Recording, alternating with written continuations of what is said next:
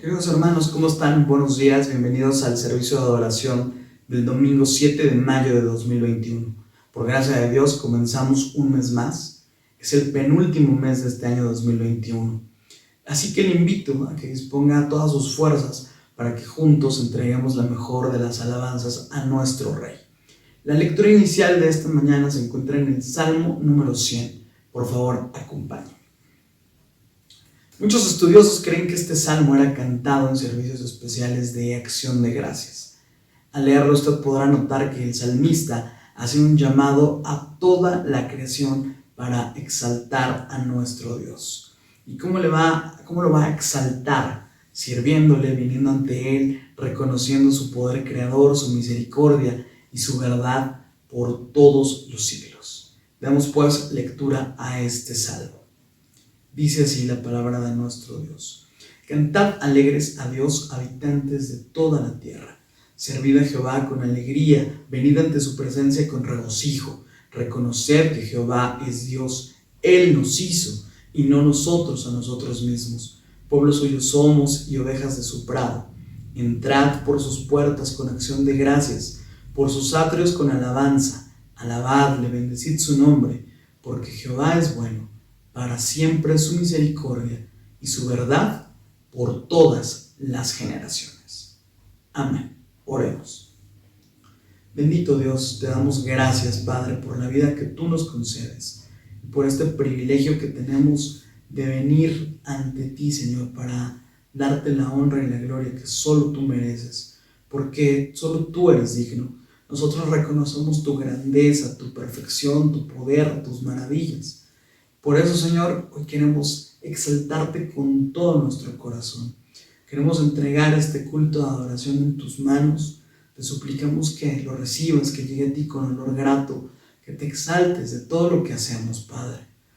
Y queremos rogarte que tú trabajes en nuestros corazones y en nuestras mentes para que nosotros podamos recordar día a día que no nos pertenecemos a nosotros mismos, que tú nos hiciste, que pertenecemos a ti.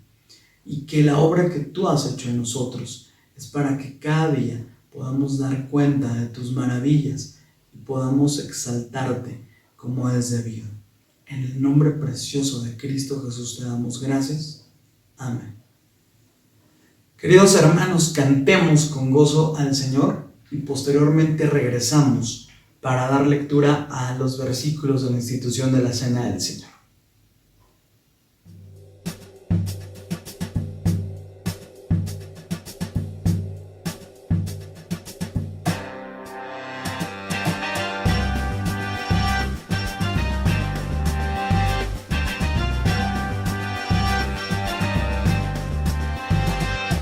Grandes y maravillosas son tus obras, Señor Dios Todopoderoso. Justos y verdaderos son tus caminos, Rey de los santos, Rey de los santos, Rey de los santos.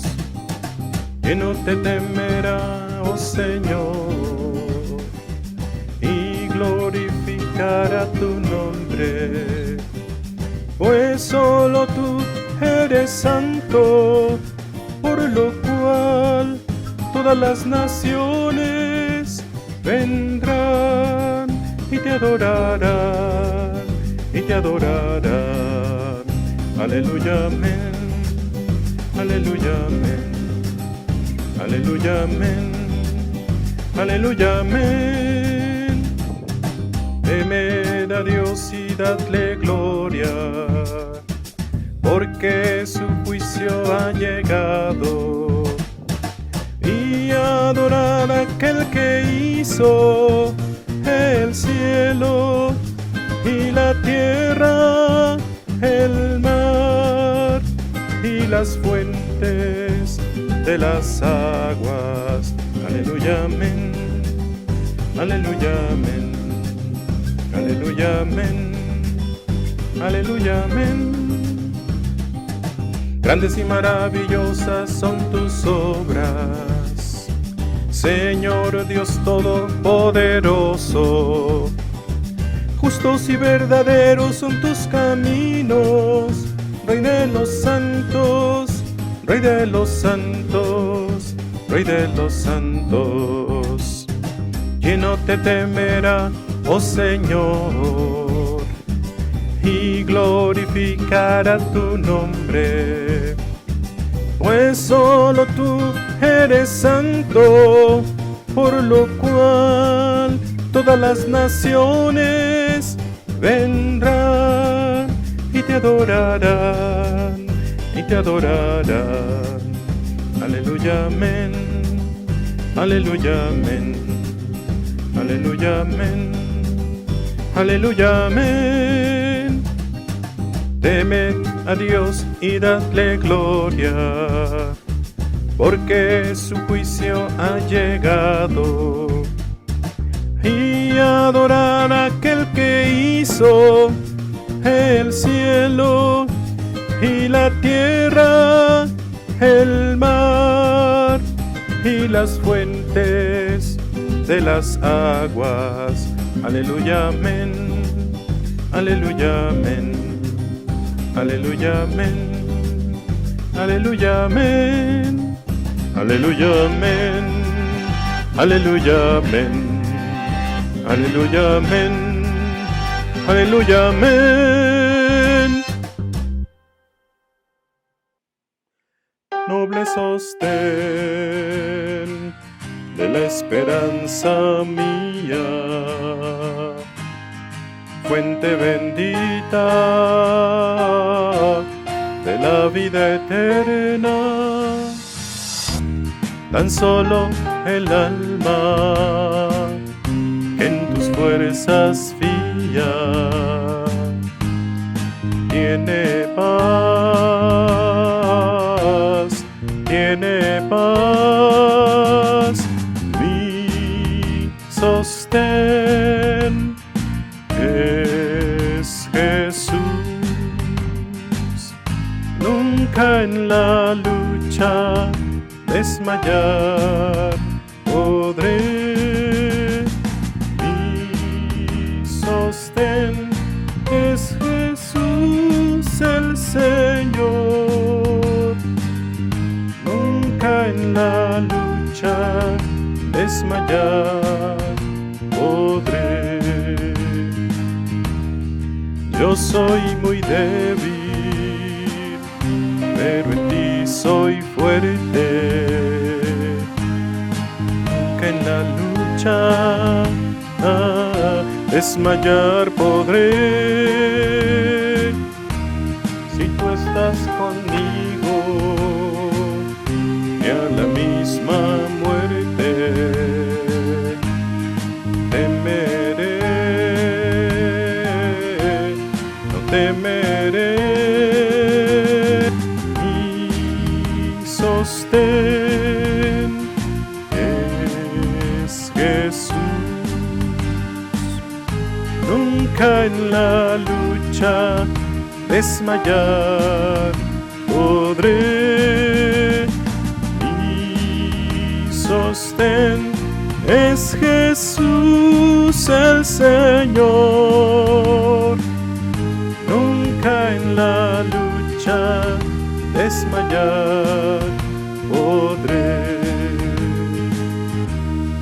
Dura es la lucha, difícil la tarea, mas tú me dotas con tu gran poder. Mi espíritu renuevas con la idea nueva de vencer, de vencer. Mi sostén es Jesús. Nunca en la lucha desmayar podré. Aleluya, aleluya.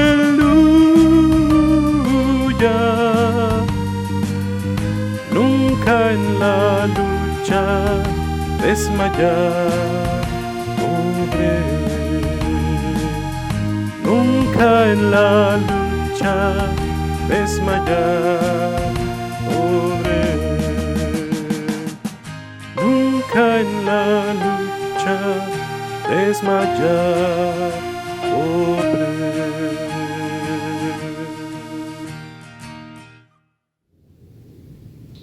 Queridos hermanos, como cada primer domingo de mes, toca el turno de dar lectura a los versículos que tratan sobre la institución de la Cena del Señor. Quiero recordarle que en este momento no participaremos de la copa ni del pan. Cuando el Señor en su misericordia permita que nos volvamos a reunir como iglesia, como un cuerpo en Cristo, cuando tengamos comunión, en dicho momento participaremos de los mismos. Sin embargo, no participar de ellos no implica que nosotros podamos leer este texto de forma monótona, aburrida, sin sentido, que no prestemos reverencia ante la palabra. No, por el contrario, le pido por favor que prestemos mucha atención a la palabra, que roguemos al Espíritu Santo que nos ayude a recordar, a tener presente la obra que nuestro Señor hizo, la obra perfecta, con la cual Él padeció en este mundo y entregó su vida en la cruz por nuestros pecados. Y también que nos ayude a recordar que el Señor venció al pecado, venció a la muerte, que Él resucitó al tercer día. Y por lo tanto, esto nos da certeza absoluta de que Él está en control de todas las cosas, de todas las circunstancias, que Él es fiel a sus promesas, que sus profecías se cumplen y se seguirán cumpliendo, y que Él regresará por su pueblo, por su rebaño, por sus escogidos, pero también regresará a juzgar a este mundo. Así pues, demos lectura a estos versículos que se encuentran en 1 Corintios número 11. Vamos a leer del 23 al 30. La institución de la Cena del Señor y también la amonestación que hace el apóstol Pablo para aquellos que toman la cena indignamente. Dice la palabra de Dios: porque yo recibí del Señor lo que también os he enseñado. El Señor Jesús, la noche que fue entregado, tomó pan y habiendo dado gracias, lo partió y dijo: tomad, comed, esto es mi cuerpo que por vosotros es partido. Haced esto en memoria de mí.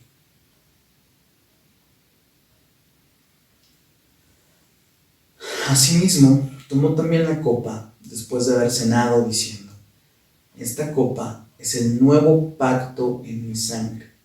Haced esto todas las veces que la bebiereis en memoria de mí.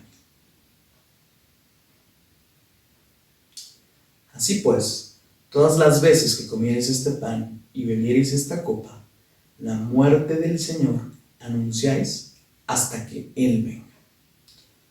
De manera que cualquiera que comiera este pan o bebiera esta copa del Señor indignamente, será culpado del cuerpo y de la sangre del Señor. Por tanto, pruébese cada uno a sí mismo, y coma así del pan y beba de la copa, porque el que come y bebe indignamente sin discernir el cuerpo del Señor, juicio come y bebe para sí, por lo cual hay muchos enfermos y debilitados entre vosotros, y muchos duermen. Oremos. Bendito Dios Todopoderoso, te damos tantas gracias porque a través de estos versículos y de otros tantos que hay en la Escritura podemos comprender la forma en la que tú nos amas, el grado, Señor, en el que tú nos amas, al haber enviado a tu único Hijo, tu Hijo unigénito, para morir por nuestros pecados, para que todo aquel que en Él cree no se pierda, sino que tenga vida eterna. O en palabras de Pablo, porque cuando éramos débiles, Cristo murió por los impíos. Ciertamente alguno podría morir por algún justo, por alguien que considerara bueno, mas Dios muestra su amor para con nosotros en que siendo aún pecadores, Cristo Jesús murió por nosotros, justificados en su sangre y siendo salvos de la ira. Porque si siendo enemigos fuimos reconciliados con Dios por la muerte de su Hijo, mucho más estando reconciliados seremos salvos por su vida. Gracias, Señor. Ayúdanos a recordar este acto, ayúdanos a recordar este hecho. Ayúdanos a tener presente cuál ha sido el precio de nuestra salvación.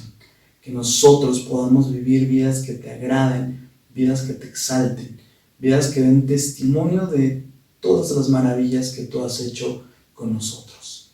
Te damos gracias en el nombre precioso de Cristo Jesús. Amén.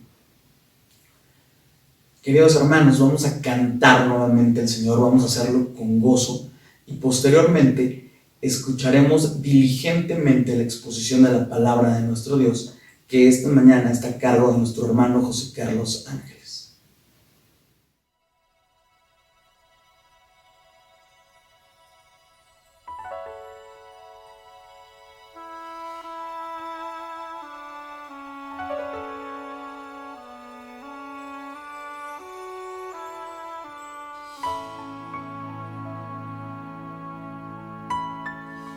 De paz inundada mi senda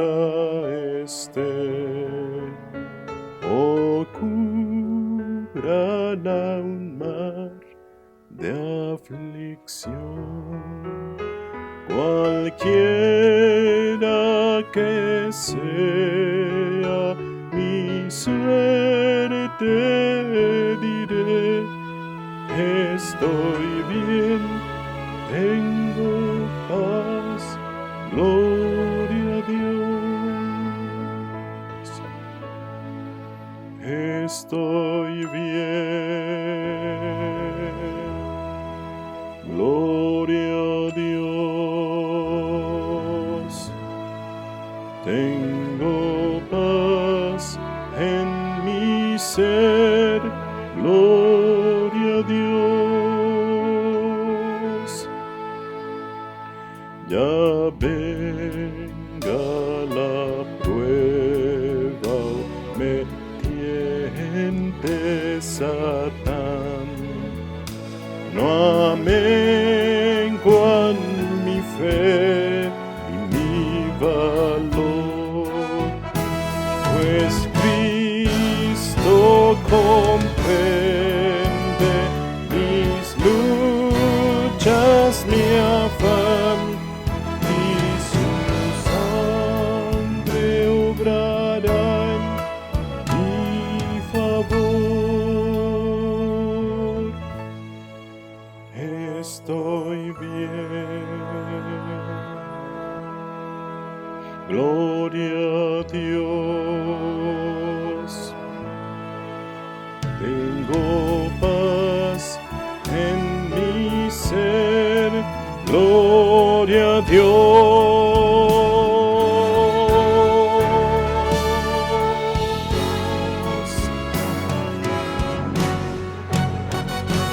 Feliz yo me siento al saber que Jesús libróme de yugo opresor, quitó mi pecado, clavólo en la cruz, gloria demos al buen Salvador. Estoy bien, gloria a Dios. Tengo paz en mi ser, gloria a Dios.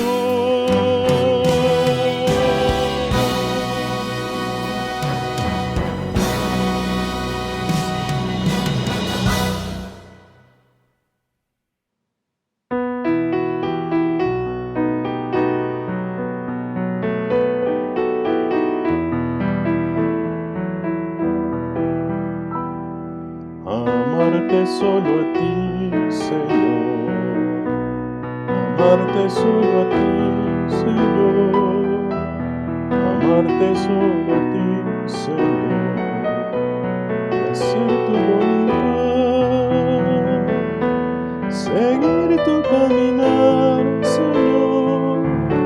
seguir sin desmayar, Señor, seguir hasta el final, Señor, no mirar atrás, seguir tu caminar, Señor, seguir sin desmayar, Señor, seguir hasta el final, Señor, y no mirar atrás. Confiar tan solo en ti, Señor. Confiar tan solo en ti, Señor. Confiar tan solo en ti, Señor. Y hacer tu voluntad. Seguir tu caminar, Señor. Seguir sin desmayar, Señor. Seguir hasta el final, Señor. No mirar atrás. Seguir tu caminar, Señor. Seguir sin desmayar, Señor. Seguir hasta el final, Señor. No mirar atrás.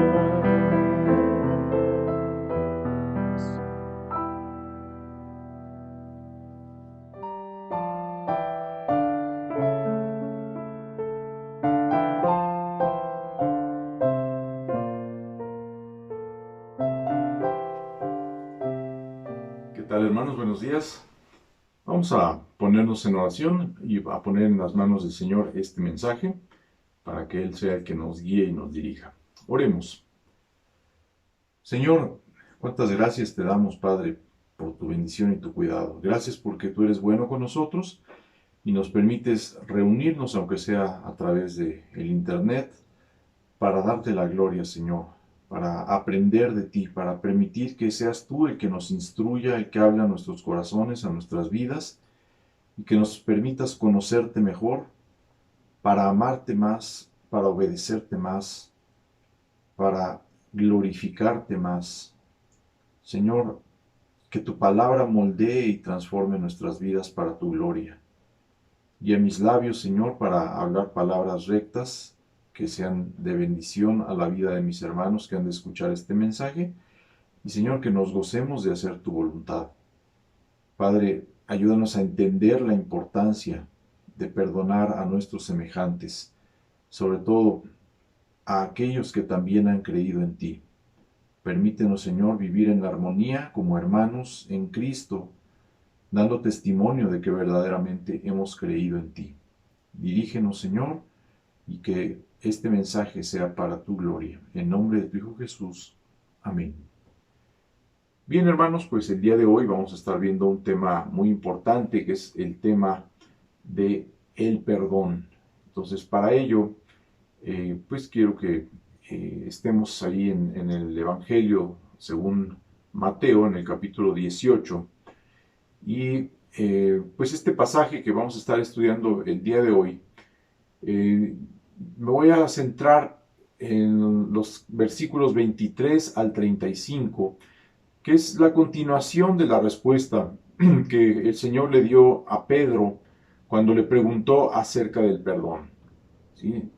Vamos a recordar que todo esto se encuentra dentro del contexto del capítulo 18, donde Jesús lo que hace es comparar a los creyentes con niños. ¿Sí? Entonces, en los versículos del 1 al 5, el Señor dice que los creyentes debemos ser sencillos y humildes, como niños, si es que queremos entrar al reino de los cielos. En los versículos del 6 al 9 nos advierte sobre la seriedad de hacer tropezar a un creyente que es como un niño. En los versículos del 10 al 14 nos describe el cuidado que tiene Dios hacia esos creyentes que son como niños y cómo debemos nosotros también cuidar de ellos. Después, en los versículos del 15 al 20, nos dice que los creyentes, al igual que los niños, debemos ser disciplinados con amor, pero también con firmeza, cuando nuestra conducta así lo amerite, para hacernos volver al camino correcto. Finalmente, en los versículos del 21 al 35, vemos que así como los niños cometen faltas y errores, Los creyentes también lo hacemos y por lo tanto es necesario que nos perdonemos unos a otros. Pero el perdón no es algo que sea natural para nosotros como seres humanos. Por naturaleza no somos perdonadores, más bien somos rencorosos y somos vengativos. Me llamó la atención leer que el rey Luis XII de Francia alguna vez dijo que nada tiene un olor más dulce que el cuerpo muerto de tu enemigo. Fíjense la actitud de este hombre en cuanto a aquellos con los cuales estaba enemistado. Lo que quería era verlos muertos.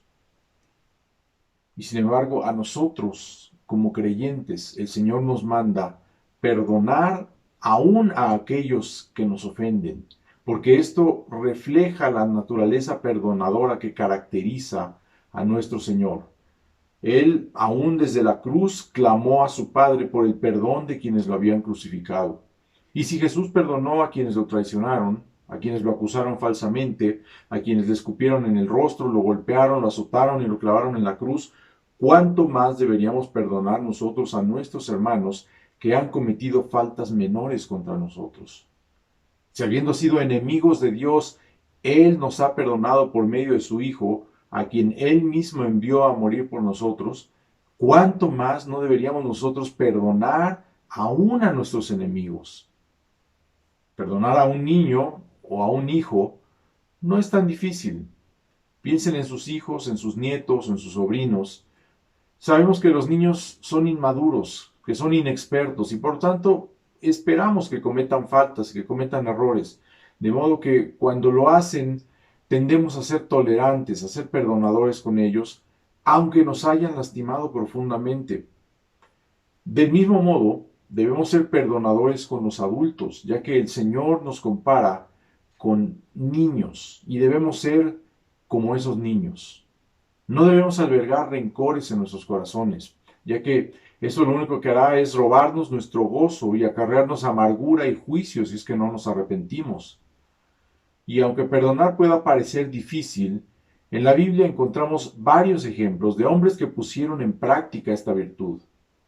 Por ejemplo, José no guardó rencor en contra de sus hermanos que le habían vendido como esclavo, sino que los perdonó y les sirvió en su tiempo de necesidad. David nunca se atrevió a hacer algo en contra de Saúl, quien lo persiguió constantemente con la intención de matarlo. También David alabó a Abigail por haberlo hecho entrar en razón cuando trataba de desquitarse de Nabal y reconoció que Dios la había enviado para evitar que él pecara. Otro ejemplo es Esteban. Él, al momento de ser apedreado hasta la muerte, clamó a Dios pidiendo por el perdón de sus verdugos. El perdón muestra la más alta virtud humana porque refleja muy claramente el carácter de Dios. No hay nada que nos haga asemejarnos más a nuestro Señor que el amor que podamos mostrar a nuestro prójimo. Y fíjense cómo mostró Dios su amor para nosotros. Mas Dios muestra su amor para con nosotros en que siendo aún pecadores, Cristo murió por nosotros. Un cristiano que no perdona muestra una falta de carácter piadoso y del amor de Cristo. Aunque su doctrina teológica pueda ser la mejor, o aunque externamente tenga muy buena apariencia, si no sabe perdonar, está fallando en un punto central del cristianismo. Un cristiano que no perdona es una contradicción viviente de su nueva naturaleza en Cristo. Además, un cristiano debe perdonar ya que él mismo también necesita ser perdonado. Como niños espirituales, somos débiles, somos ignorantes, egoístas y desobedientes, por lo que constantemente requerimos el perdón de Dios y de nuestros semejantes. El perdón es algo que necesitamos recibir, pero también otorgar. Por lo tanto, el perdón es la clave para la unidad espiritual en la iglesia, ya que solo siendo perdonadores podremos establecer relaciones significativas con nuestro prójimo. Solamente el perdón puede romper las barreras que el pecado levanta constante e inevitablemente entre nosotros. Ahora, ya que hemos sido perdonados por Dios, tenemos la obligación de perdonar también a nuestros semejantes, especialmente a los creyentes. Recordemos lo que dice Proverbios 19:11. La cordura del hombre detiene su furor y su honra es pasar por alto la ofensa. Fue muy triste una vez que me tocó visitar una iglesia que prácticamente se estaba quedando vacía porque los hermanos estaban peleados unos contra otros. Ya no quedaban ni siquiera 10 hermanos en la congregación. Ya no querían ir a la iglesia porque un hermano los había ofendido. Y el que había ofendido ya tampoco iba porque a él también lo había ofendido otra persona. Y así estaba toda la iglesia, peleados unos con otros por tonterías y por malos entendidos. Y como eran muy dignos, castigaban a la iglesia privándola de su presencia, sin darse cuenta de que estaban castigándose a sí mismos por el pecado que estaban cometiendo contra sus hermanos y principalmente contra Dios. Son hermanos que van brincando de iglesia en iglesia porque los vieron feo, porque les dijeron esto, les dijeron lo otro, como si pudieran encontrar la iglesia perfecta. Los cristianos somos más como nuestro Señor cuando perdonamos, porque Pablo mandó en Efesios 4:32, perdonándoos unos a otros, como Dios también os perdonó a vosotros en Cristo. Entonces, el día de hoy vamos a estudiar la parábola de los dos deudores para que podamos aprender de ella acerca del perdón a nuestros semejantes. Y para ello la vamos a dividir en 3 partes. Pero primero vamos a leerla. Leamos la parábola de el rey y sus 2 siervos que eran deudores. Entonces, estamos en Mateo 18 y decíamos, me voy a enfocar en el versículo 23 hasta el 35, pero para tener un poquito de contexto, vamos a leer desde el 21. Dice, entonces se le acercó Pedro y le dijo, Señor, ¿cuántas veces perdonaré a mi hermano que peque contra mí?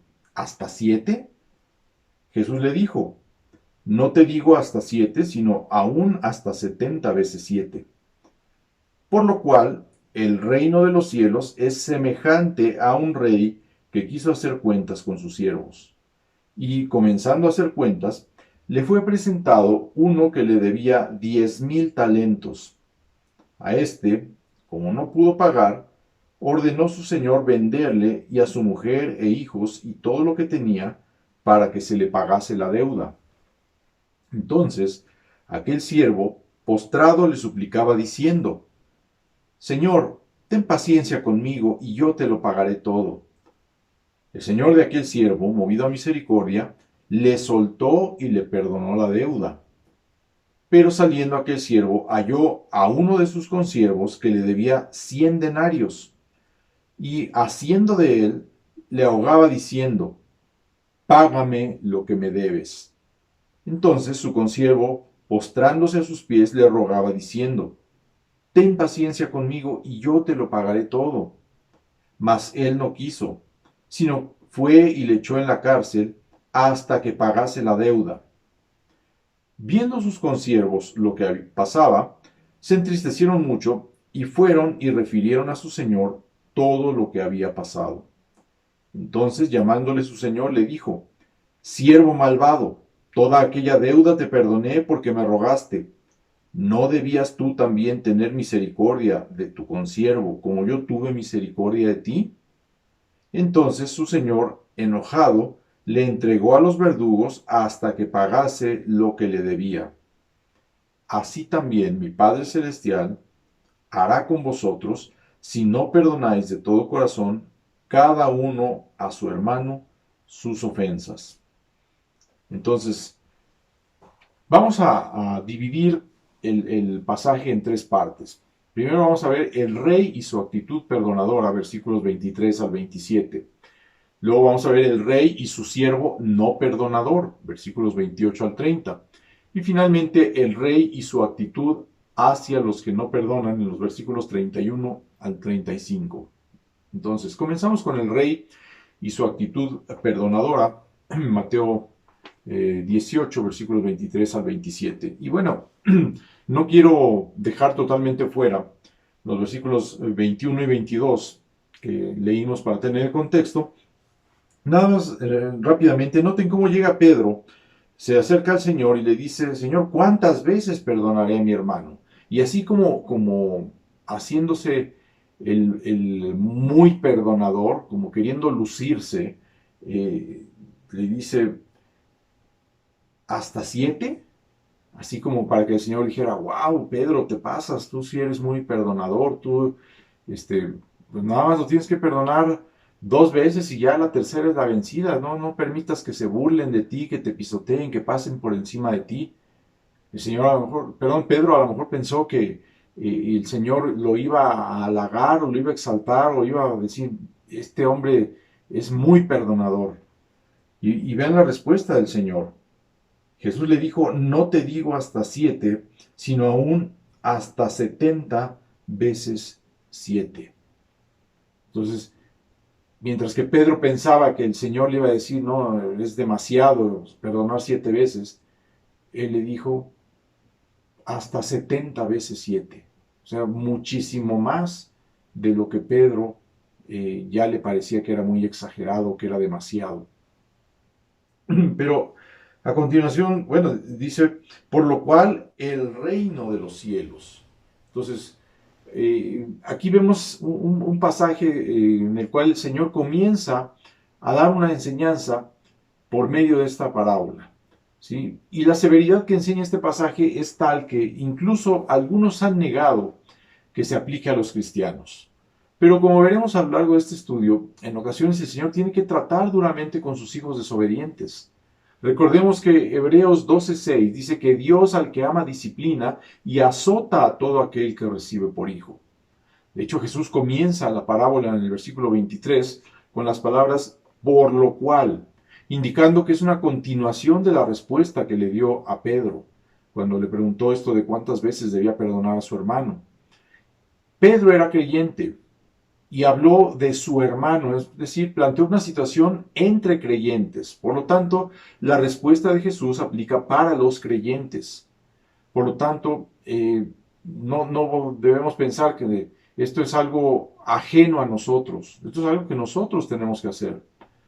Además, Jesús continuó diciendo que la parábola es acerca del reino de los cielos, lo cual indica que aplica para los ciudadanos del cielo.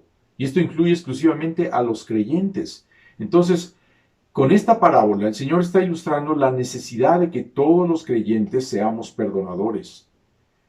En esta parábola Jesús presenta la actitud perdonadora de Dios, es decir, el rey. ¿Sí? El rey representa a Dios, que perdona a sus hijos, es decir, los siervos. Y también representa la actitud de los siervos hacia sus consiervos.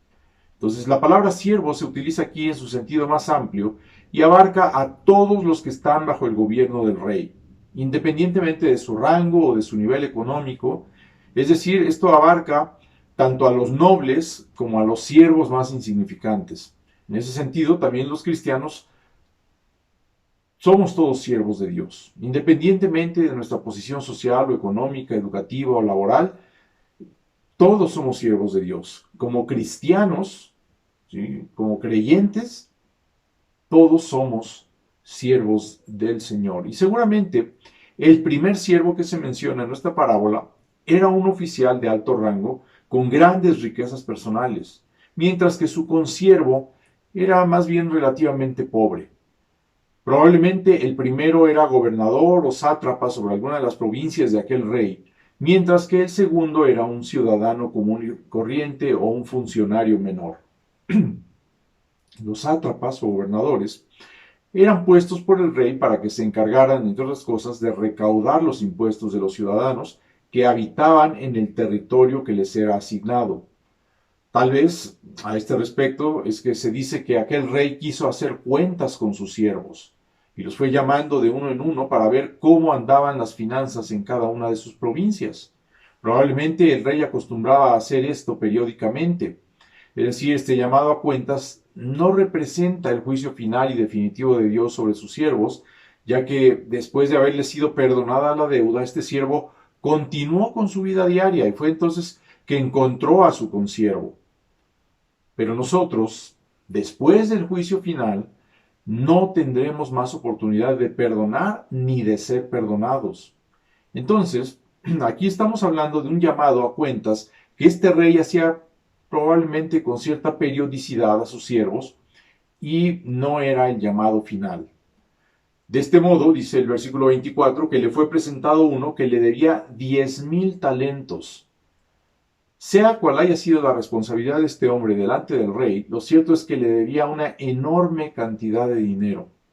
Y debido a que el dinero cambia con el tiempo, después de tantos años, para nosotros es casi imposible saber el equivalente en moneda actual de 10,000 talentos. Y es probable que el Señor simplemente utilizara esta expresión para referirse a una cantidad enorme e impagable de dinero.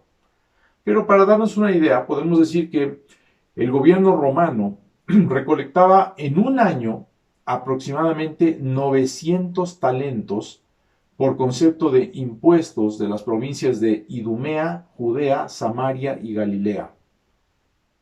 Entonces, 10,000 talentos equivaldrían a más de 11 años de impuestos de estas 4 provincias. O sea, era una enorme, enorme cantidad de dinero. La palabra griega que se traduce 10,000 era el término numérico más grande que existía en aquel idioma y por lo que a veces se utilizaba figuradamente para referirse a un número incontable o incalculable. De hecho, esta misma palabra se traduce como innumerables ahí en 1 Corintios 4:15, según la Biblia de las Américas. Entonces, el punto aquí es que este hombre le debía al rey una cantidad incalculable e impagable de dinero. Esa deuda incalculable e impagable representa la deuda que cada ser humano tiene con Dios por sus pecados. Es solamente a través de la obra del Espíritu Santo en nuestros corazones que podemos reconocer que la deuda que tenemos con Dios debido a nuestros pecados es humanamente impagable.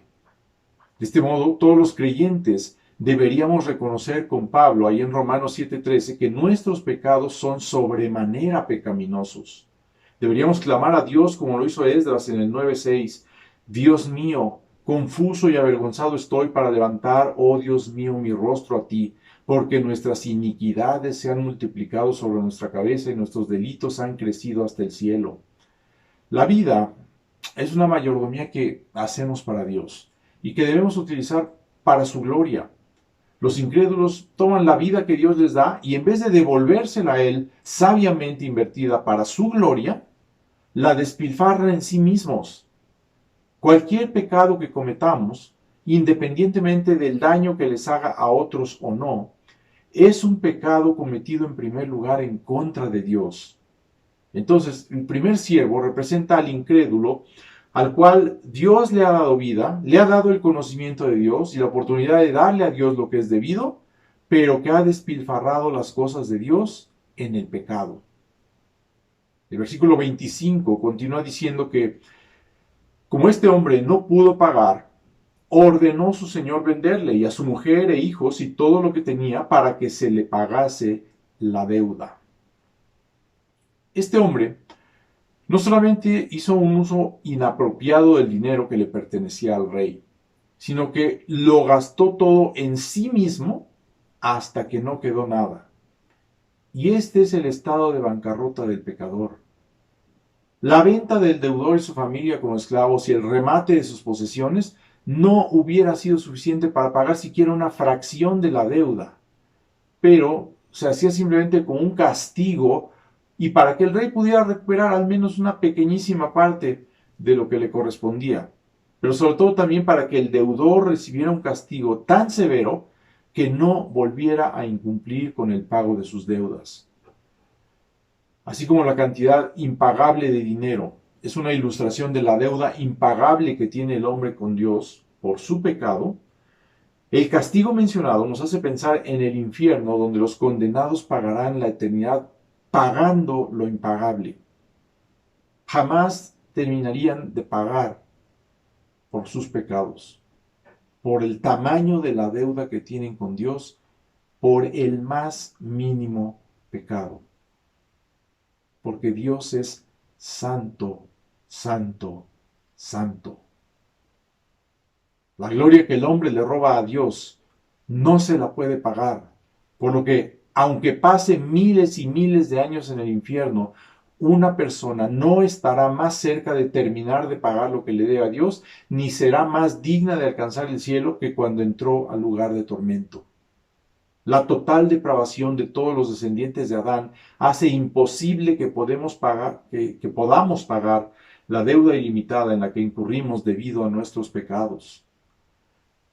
Para los estándares de aquella época, el rey de la parábola fue misericordioso tan solo por no haber llamado antes a cuentas a este siervo. De manera infinitamente mayor, Dios es misericordioso aún con el pecador más endurecido, tan solo por permitirle seguir viviendo. La vida es un regalo de la misericordia divina. Pero habrá un día, y con frecuencia varios días, en que cada hombre encarará al Rey de Reyes para darle cuentas de lo que está haciendo con su vida. Y como ya dijimos, esto no es únicamente el día del juicio final, sino también cuando las personas vienen a la convicción al encarar sus pecados y su necesidad de salvación. Describe aquellas ocasiones en que el Evangelio les es predicado o les es leída la Escritura o se les da testimonio personal. Se les encara con la realidad de que tienen que darle cuenta a Dios por su vida pecaminosa. Y el versículo 26 continúa diciendo que el siervo se dio cuenta de su inexcusable culpabilidad y reconoció la bondad del rey. Entonces aquel siervo postrado le suplicaba. Y fíjense, el postrarse y suplicar era más que el homenaje que se acostumbraba a dar a un rey en aquella época. Era un acto de sumisión total, de arrojarse completamente a la misericordia del monarca. Este hombre era culpable y estaba condenado y devastado, mostrando una penitencia genuina. No tenía ninguna defensa ni intentó presentarla. Del mismo modo, un pecador que ha sido confrontado por el Espíritu Santo con el Evangelio y la convicción de su pecado, debería reconocer que es culpable y que está condenado delante de Dios. Y del mismo modo, su única esperanza es humillarse a sí mismo, confesar sus pecados y arrojarse a la misericordia de Dios en Cristo Jesús. Todo pecador debería estar abrumado por sus pecados, así como este hombre lo estaba por la deuda. Debería tener la actitud de aquel publicano en Lucas 18:13, que no quería ni aún alzar los ojos al cielo, sino que se golpeaba el pecho diciendo: Dios, sé propicio a mí, pecador.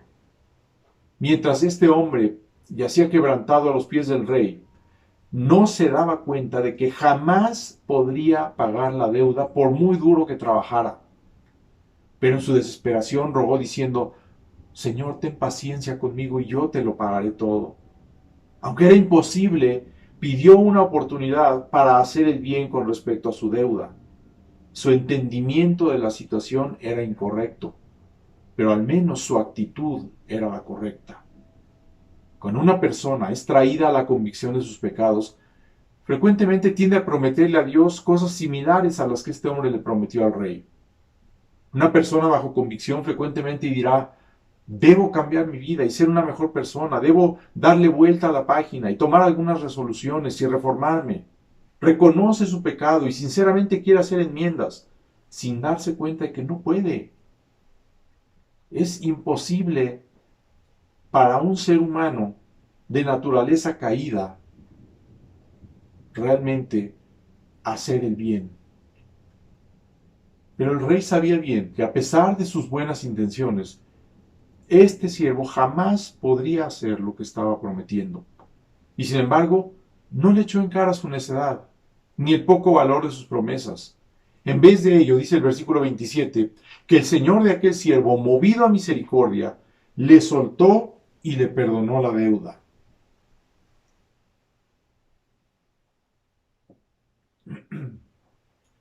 Esta es una ilustración extraordinaria del amor compasivo de Dios para con aquellos pecadores genuinamente arrepentidos que se arrojan a su misericordia. El hombre solo le pidió al rey paciencia y tiempo para pagarle la deuda, pero en vez de ello, el rey le soltó y le perdonó toda la deuda. Y esto es lo que Dios hace con la deuda del pecado de aquellos que vienen a Él en humildad y en sincera penitencia.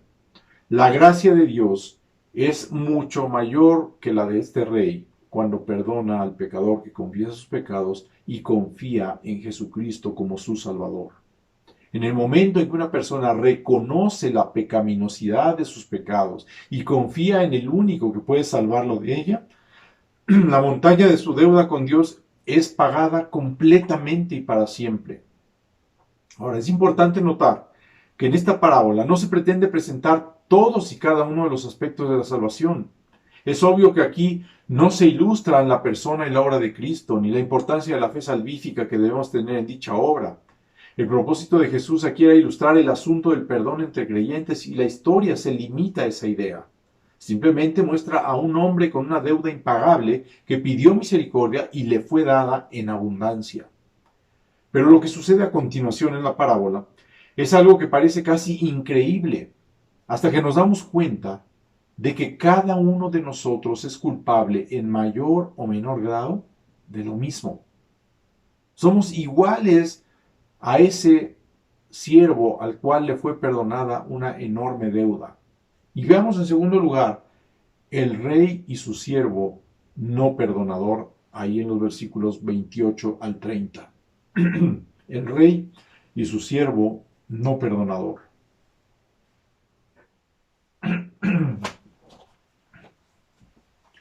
Noten lo que dice el versículo 28. Pero saliendo aquel siervo, halló a uno de sus consiervos que le debía 100 denarios, y haciendo de él, le ahogaba diciendo, págame lo que me debes. La implicación aquí es que la primera cosa que hizo este siervo perdonado al salir de la presencia del rey fue buscar a uno de sus consiervos que le dio una cantidad mínima comparada con la deuda que a él le había sido perdonada, y le exigió violentamente que le pagara. Tal vez el primer siervo salió de la presencia del rey pensando más en el castigo del que acababa de escapar que en el favor que le había sido concedido. Salió muy asustado porque la vio muy cerca, por poco y no la cuenta. Por lo tanto, en vez de reconocer que había sido por su culpa que había caído en esa situación, sale buscando a quien culpar de lo que podría haberle sucedido y de lo cual apenas había logrado escapar. Se va en busca de quienes no le habían pagado, culpándolos de que por su causa él no había pagado al rey y por poco le había costado el pellejo.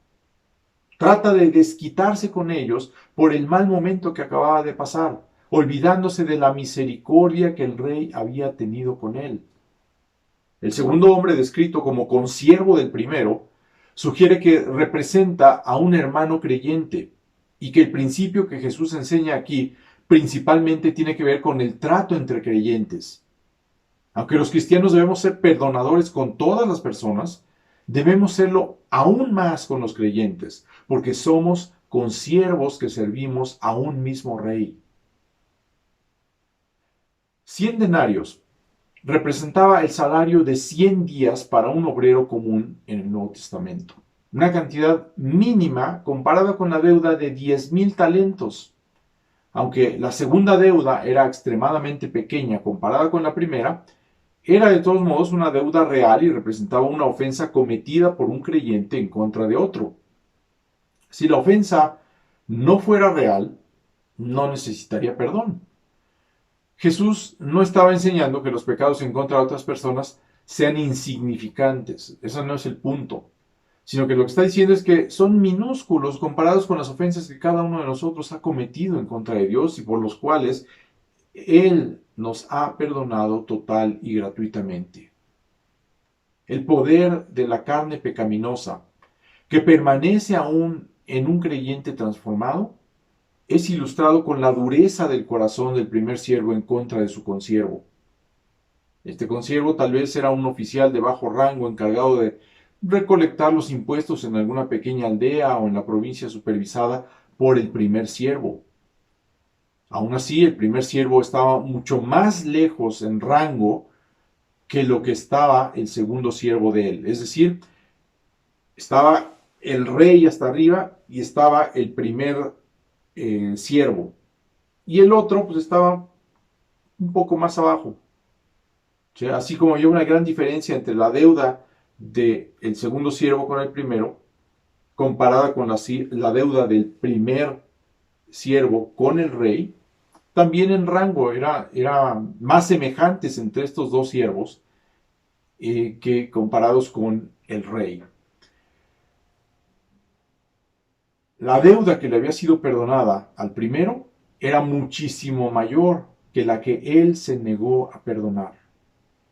Y estos factores debieron haber hecho que debieron haber hecho de él no solamente un hombre especialmente agradecido, sino además especialmente misericordioso.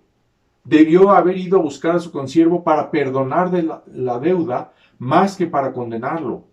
Y sin embargo, no hay ninguna indicación de que la experiencia de misericordia que se tuvo con él le haya hecho agradecido y obviamente tampoco le hizo misericordioso. En vez de ello, se volvió orgulloso, presumido y de duro corazón. Tristemente, como cristianos, con frecuencia reflejamos una arrogancia y una insensibilidad similares. Aunque hemos sido perdonados totalmente y para siempre de todas nuestras ofensas delante de Dios con base en su gracia, con frecuencia actuamos como si hubiéramos sido perdonados con base en nuestros propios méritos. A veces hasta nos atrevemos a mirar hacia abajo a nuestros hermanos. Los vemos con desdén, como con un sentido de superioridad. Nos negamos a perdonarles sus ofensas, que son mínimas comparadas con las enormes ofensas que nosotros hemos cometido en contra de Dios y que ya nos fueron perdonadas en Cristo. En vez de reflejar la compasión del rey, el primer siervo se enojó nada más de pensar que a él le debían dinero y cuando encontró a su deudor, haciendo de él, le ahogaba diciendo, págame lo que me debes. Según algunos escritores romanos de la época, no era raro que un acreedor sujetara a su deudor por el cuello aplicándole una llave hasta que le brotaba sangre por la nariz.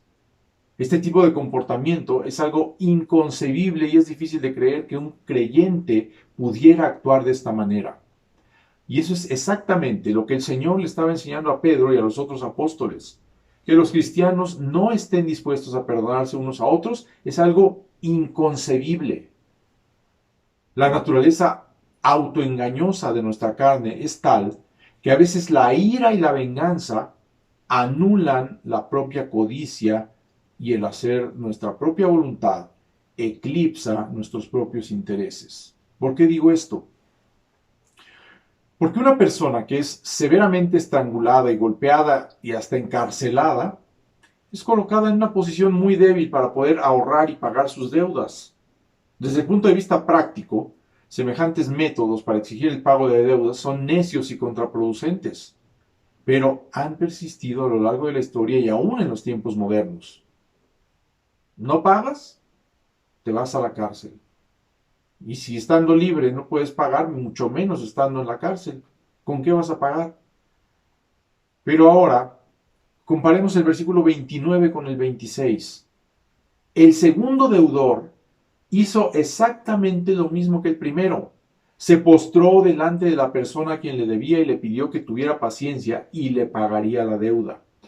Esto debió haber sacudido la memoria del siervo perdonado para que respondiera adecuadamente. Pero aquella escena familiar no le produjo ninguna reacción favorable.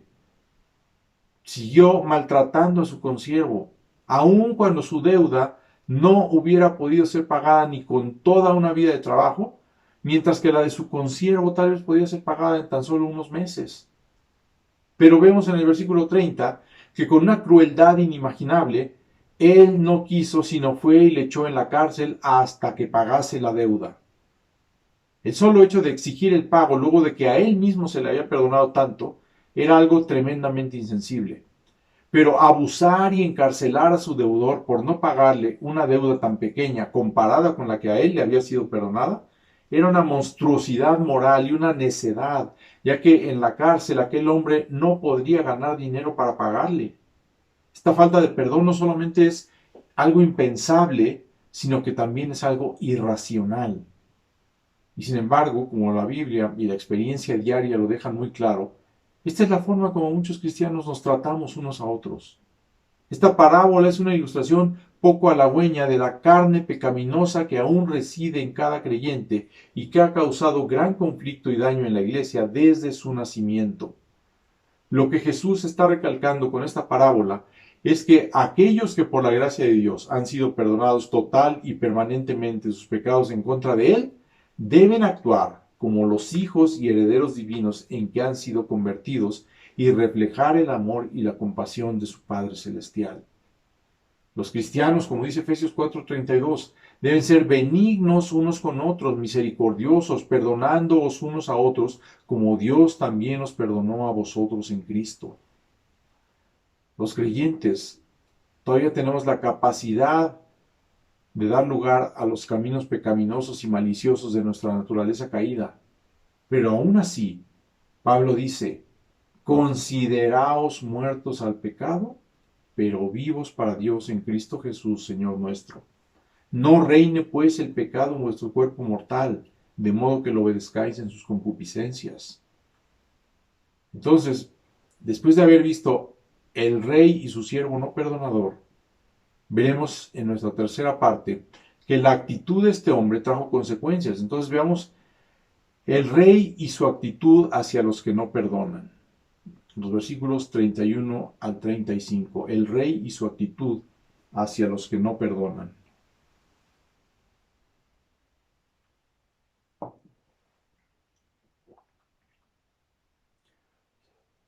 Sabiendo de la gran deuda que el rey le había perdonado al primer deudor y cómo trató a su consiervo, los demás consiervos estaban indignados de que este hombre se colocara por encima del rey y actuara como si tuviera el derecho de tener menos gracia y misericordia que su monarca. Por tanto, dice el versículo 31, que viendo sus consiervos lo que pasaba, se entristecieron mucho y fueron y refirieron a su señor todo lo que había pasado. Los cristianos deberíamos entristecernos profundamente cuando otro creyente no perdona, ya que su dureza de corazón no solo tiende a hundir al ofensor más profundamente en el pecado, sino que también causa división dentro de la iglesia, empaña el testimonio de la iglesia ante el mundo y causa profunda tristeza al Señor. Los consiervos fueron delante del rey para relatarle lo ocurrido, esperando que se emprendiera la acción adecuada en contra del siervo no perdonador.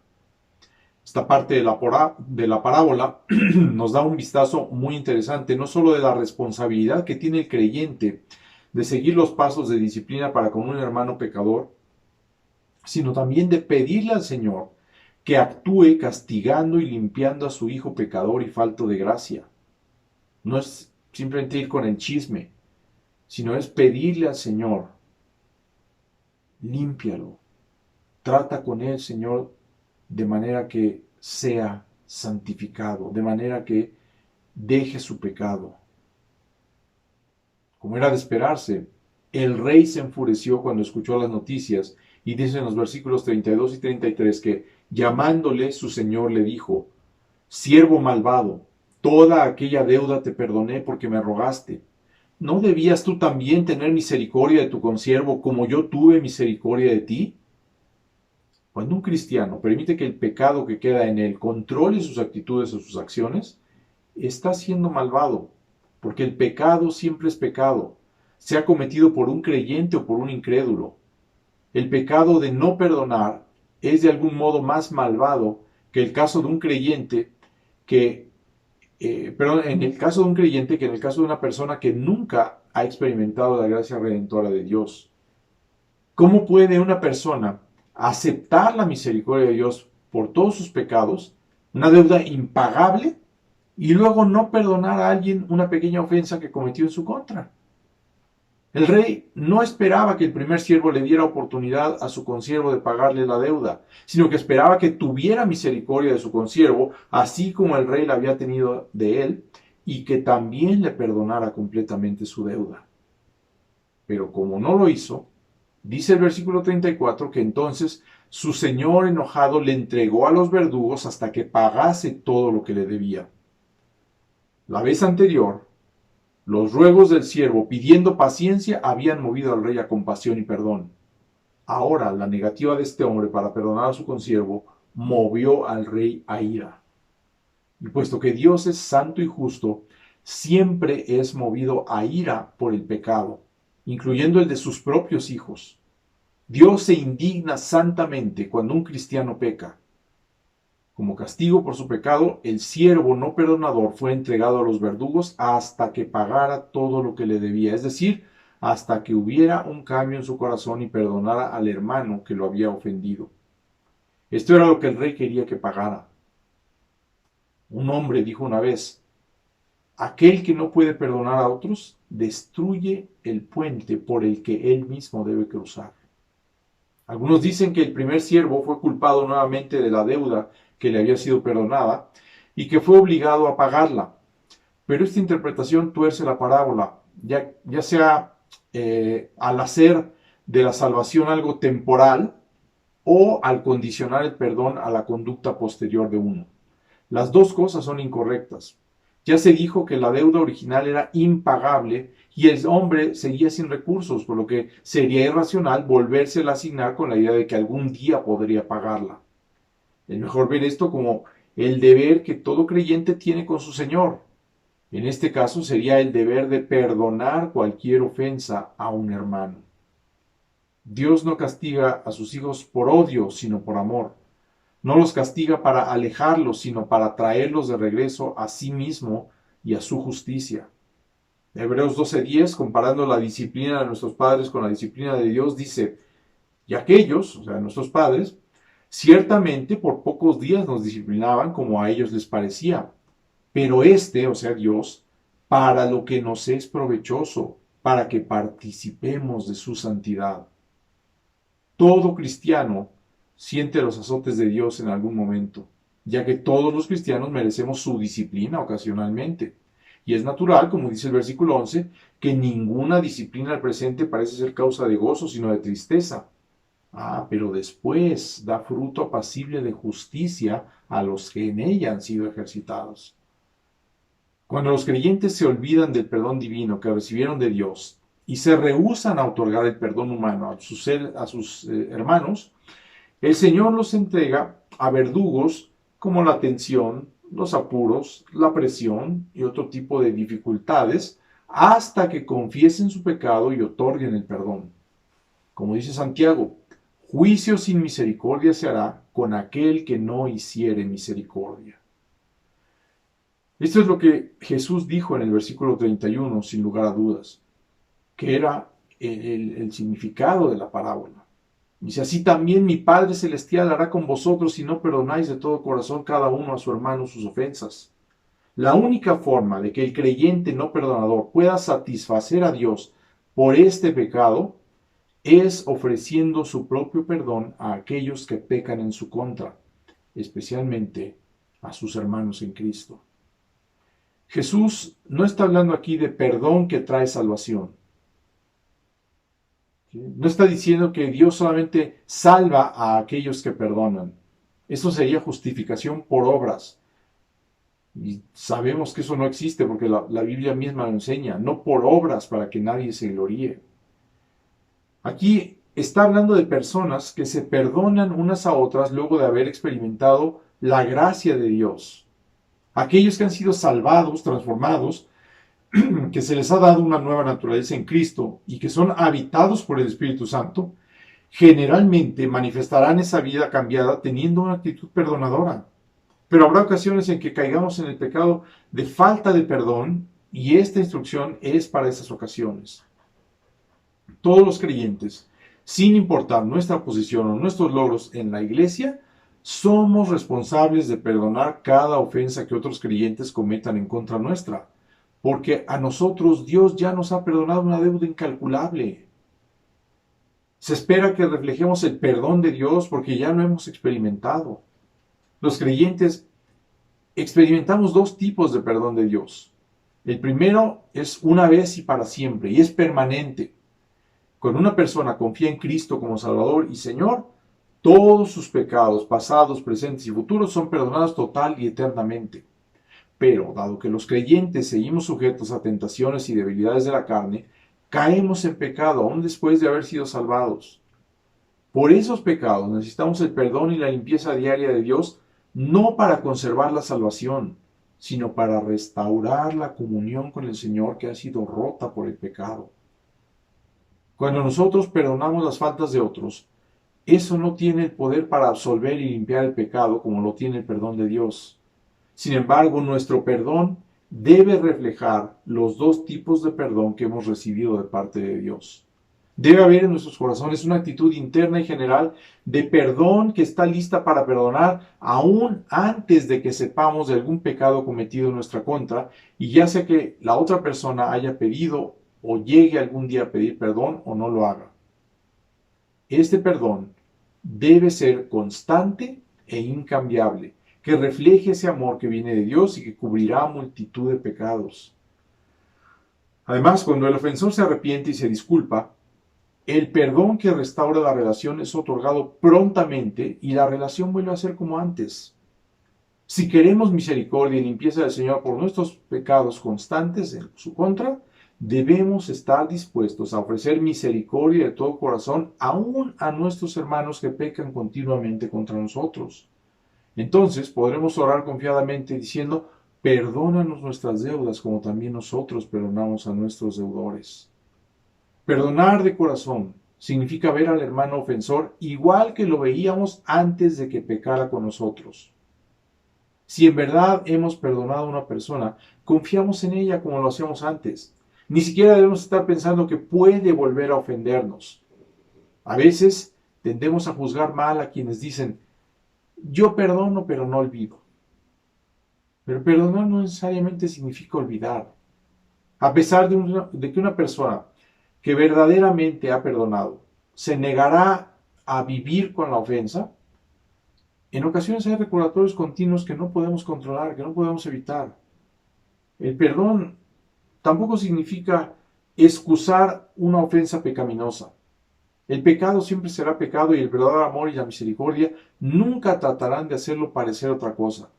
Pero el perdón significa el fin de la amargura, del enojo y del resentimiento.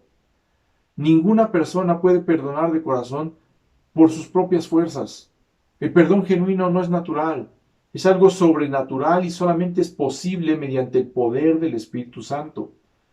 Solamente cuando andamos en el Espíritu podemos no satisfacer los deseos de la carne, que entre otras cosas incluye guardar rencor más que perdonar.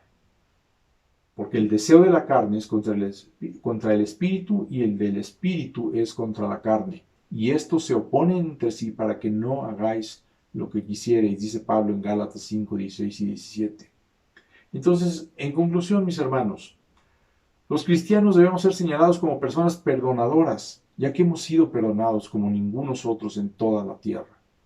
Cuando no perdonamos, estamos viviendo en oposición a nuestra nueva naturaleza en Cristo. Cuando no perdonamos, impedimos el perdón de Dios que nos limpia de los pecados que cometemos continuamente. Y también perdemos la paz interna, el poder y la profundidad de nuestra vida espiritual, que solamente pueden ser producidos por una comunión cercana con el Señor. Cuando un creyente cae en una etapa de superficialidad espiritual e indiferencia, la causa es con frecuencia un corazón no perdonador que ha permitido a la carne exaltarse a sí misma y tomar el primer lugar. Nuestra actitud como cristianos debe ser perdonar siempre, aunque no nos pidan disculpas. El Señor nos ha llamado a soportarnos unos a otros y a ser pacientes y sufridos, no a ser jarritos de tlaquepaque. En el tiempo que llevo de ser cristiano he visto a decenas de hermanos irse de sus iglesias, la mayoría de las veces por tonterías e insignificancias. Nos ofendemos muy fácilmente. Cualquier cosa nos parece una ofensa grave a nuestro honor y nuestra dignidad. Nos preocupa más lo que nos hacen los hombres que lo que nos hará Dios si no perdonamos. El cambiarte de iglesia no te libera de tu responsabilidad de perdonar al hermano que te ofendió. Y déjame decirte que cuando te vas de la iglesia por cualquier insignificancia, pasas de ser el ofendido a ser el ofensor, porque estás lastimando a la iglesia que el Señor ganó con su sangre preciosa. Y peor aún, cuando empiezas a querer llevarte contigo a otros hermanos, estás acusando a la iglesia de falta de amor y te vuelves una persona que causa divisiones y discordias entre hermanos Y el Señor aborrece eso. No estoy diciendo que una persona no pueda cambiarse de iglesia nunca. Hay causas legítimas para hacerlo. Como cuando se muda uno y ya le queda muy lejos seguir asistiendo a la misma iglesia. O cuando hay graves errores doctrinales o un pecado serio en los líderes de la iglesia. Pero cambiarme de iglesia porque me vieron feo, o porque no me saludaron, o porque me dijeron que estoy muy feo, o porque me deben dinero, o porque no me dan el respeto y la honra que mi dignidad merece. Por favor, hermano, no seamos inmaduros. Analicemos las críticas que nos hagan. Y si podemos y debemos, vamos a tratar de cambiar. Pero no tenemos por qué ofendernos. Y ante todo, perdonémonos y no seamos rencorosos. Oremos. Padre, tú nos has mostrado el ejemplo más grande de perdón. Tú has perdonado nuestros pecados. Cuando vinimos a tus pies, cuando vinimos en arrepentimiento, arrojándonos, Señor, a tu misericordia, clamando por tu perdón, pidiendo que tú fueras el que nos limpiara, el que nos perdonara todas nuestras ofensas que hemos cometido en tu contra y que nos limpiara y santificara. Y Señor, tú lo hiciste con todos aquellos que ahora somos tus hijos. Padre, ayúdanos a mostrar esa misma actitud con nuestros semejantes. Señor, que nuestro orgullo sea quebrantado. Que vengamos a ti, Padre, en humildad, en santidad, en obediencia, y dispuestos a perdonar las ofensas de nuestros hermanos en nuestra contra. Señor, en tus manos estamos.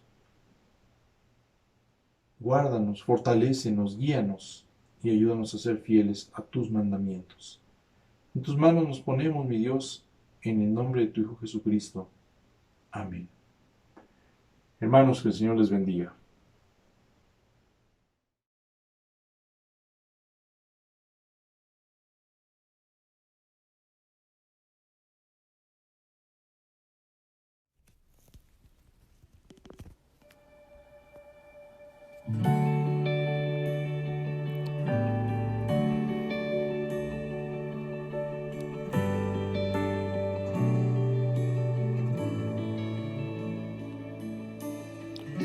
Tú fuiste el verbo en el principio, unigénito de Dios.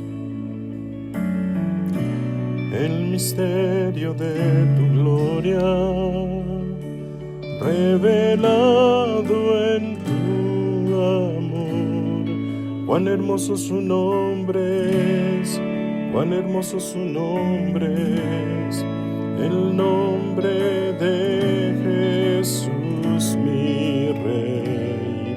Cuán hermoso su nombre es, nada se iguala a él. Cuán hermoso su nombre es, no hay otro nombre.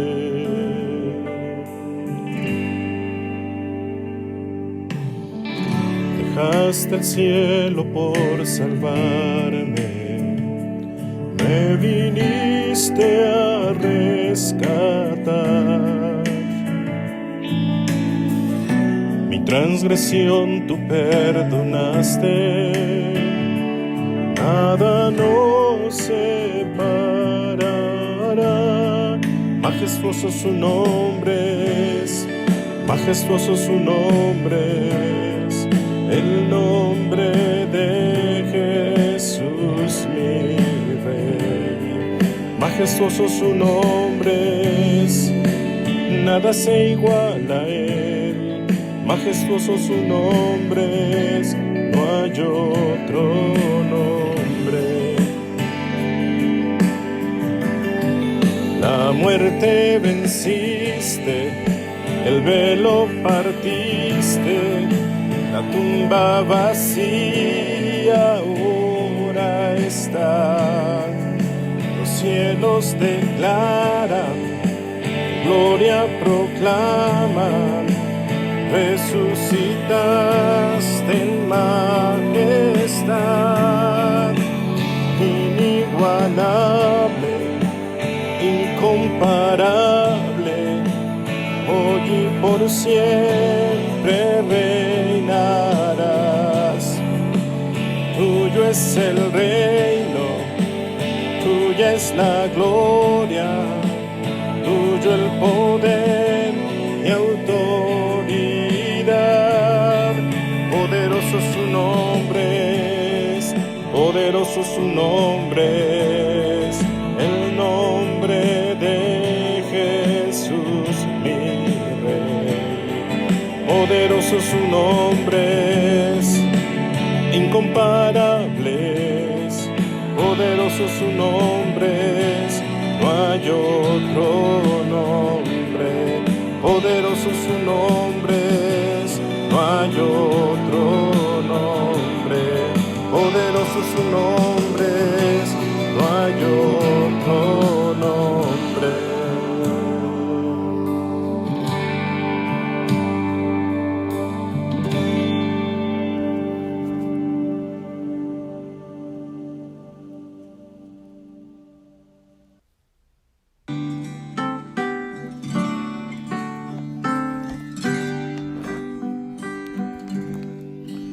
En el monte Calvario se vio una cruz, emblema de afrenta y dolor. Y yo aprecio esa cruz, do murió mi Jesús por salvar al más vil pecador. Cuánto estimo la cruz de Jesús, en sus triunfos mi gloria será. Y algún día en vez de una cruz, mi corona Jesús me dará. Seguiré a Jesús, tomaré hoy mi cruz, los desprecios con él sufriré. Y algún día feliz, con los santos en luz, para siempre su gloria tendré. Cuánto estimo la cruz de Jesús, en sus triunfos mi gloria será. Y algún día en vez de una cruz, mi corona Jesús me dará. Y algún día en vez de una cruz,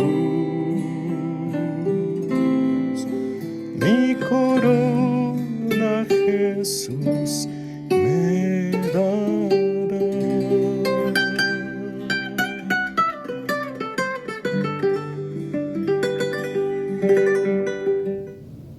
Es momento de participar de otro acto de adoración, las ofrendas. En el bloque anterior leímos algunos versículos que tratan sobre la cena del Señor. Nosotros recordamos que nuestro Salvador vendrá a este mundo por segunda vez, su venida es inminente.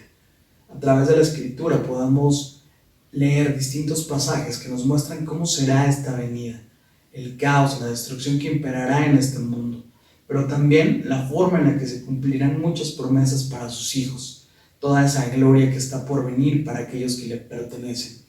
Esto nos ayuda a recordar que nosotros somos peregrinos en esta tierra, que no pertenecemos a este mundo, que estamos aquí de paso. Por lo tanto, nuestra perspectiva de vida tendría que modificarse en el aquí y en el ahora y ser más diligentes. Todas las áreas de nuestra vida tendrían que verse afectadas positivamente, incluyendo el área del dinero, incluyendo el área financiera. La invitación de hoy es para que nosotros no vivamos desmedidamente como muchas veces solemos hacerlo, para que no estemos afanados en acumular riquezas, en acumular tesoros, oportunidades de inversión, sino que invirtamos en cosas eternas, en las cosas que valen la pena, en aquellas que glorifiquen al Señor.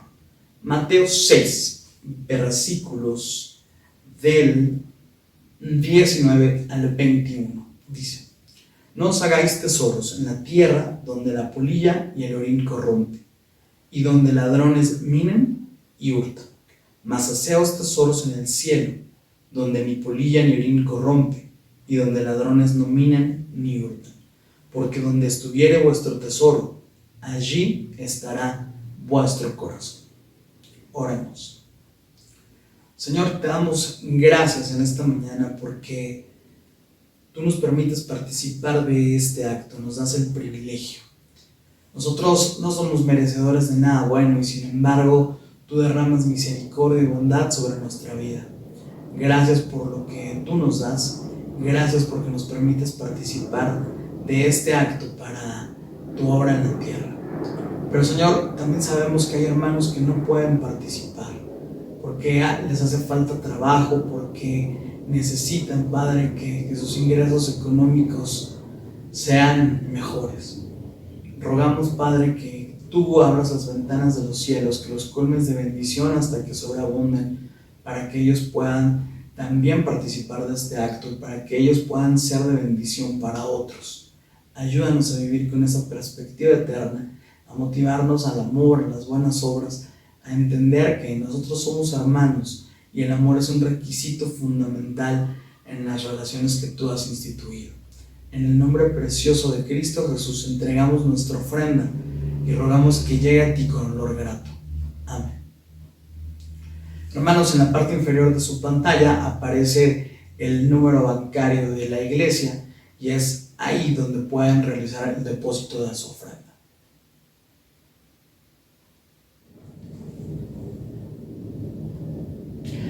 Y así llegamos a la parte final de este servicio de adoración con los avisos y la oración de despedida. Queremos recordarle que a lo largo de la semana se llevan a cabo muchas actividades por medio de plataformas digitales. Los días miércoles a las 8 de la noche es la reunión de oración. Muchos hermanos se reúnen para orar por las necesidades de la congregación y también las necesidades de sus amigos y familiares. Los días sábado, 11 de la mañana, se lleva a cabo la escuelita bíblica para niños entre 3 y 9 años de edad. Los días domingo, inmediatamente después de terminar el servicio de adoración, hay clase para jóvenes y clase para adolescentes.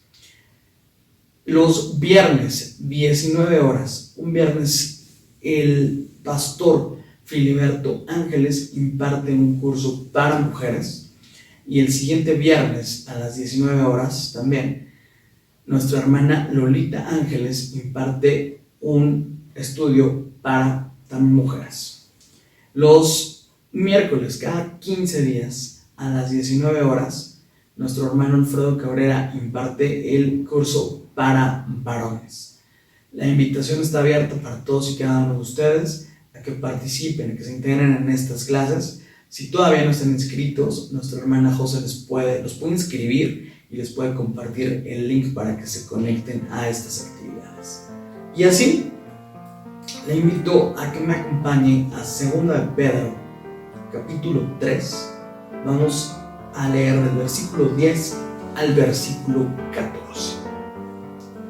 Dice la palabra del Señor: Pero el día del Señor vendrá como ladrón en la noche, en el cual los cielos pasarán con gran estruendo, y los elementos ardiendo serán deshechos, y la tierra y las obras que en ella hay serán quemadas.